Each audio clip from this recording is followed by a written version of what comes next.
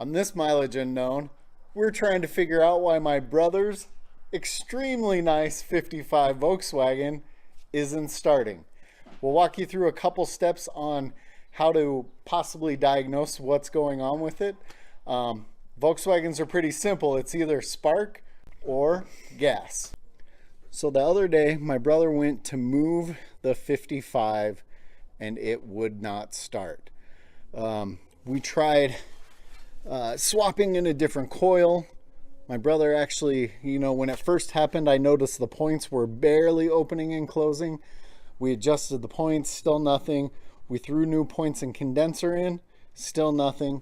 The main wire going into the coil is not showing very much power, but the car hasn't started for a while. What we're gonna do, I'm actually going to jump a power wire from the positive on the alternator to the coil just to see if it'll start, because we think we either have a problem with the ignition switch itself or somewhere in this wire that runs clear through the car. So we'll see if we can get the car started by jumping the wire to the coil first, and then we'll try and determine whether it's the wire or the switch itself.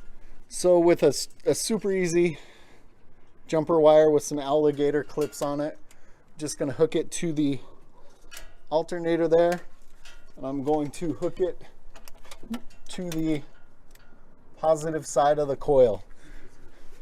Yeah. Now, we don't want to leave this hooked up super long. We're just trying to see if the car will actually fire up.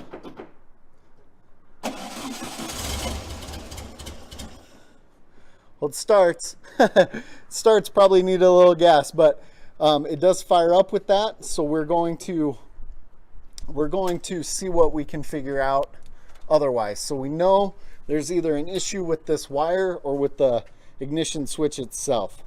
All right, so my brother right now is hooking up a long wire. We're gonna bypass that wire, clear from the switch back to the coil, and see if it starts. If it starts, we know that we have an issue with the wire that's actually running through the car and not the switch itself. So we have the wire running from the back of the switch all the way to the coil. So essentially we're bypassing the actual wire loom in the car to see if it starts.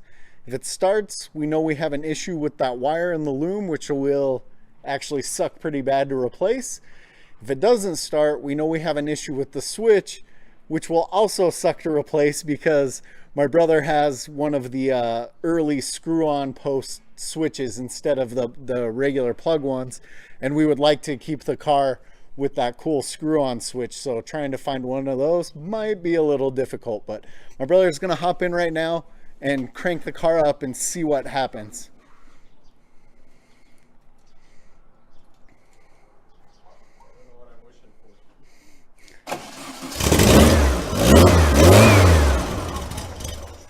Well, so the car fired up with the wire bypassing. As long as we have everything in the correct spot that we should, that means we actually have a problem with the wire running through the car. So we're gonna have to do a little bit more looking to see if there's, at the end an issue with the connection, or at this end an issue with the connection, and kind of diagnose it a little bit more.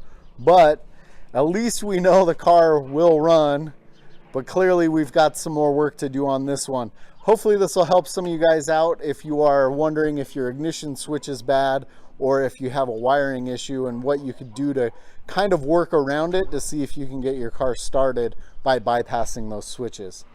That's going to be it for this mileage unknown. Stay tuned for more Volkswagens.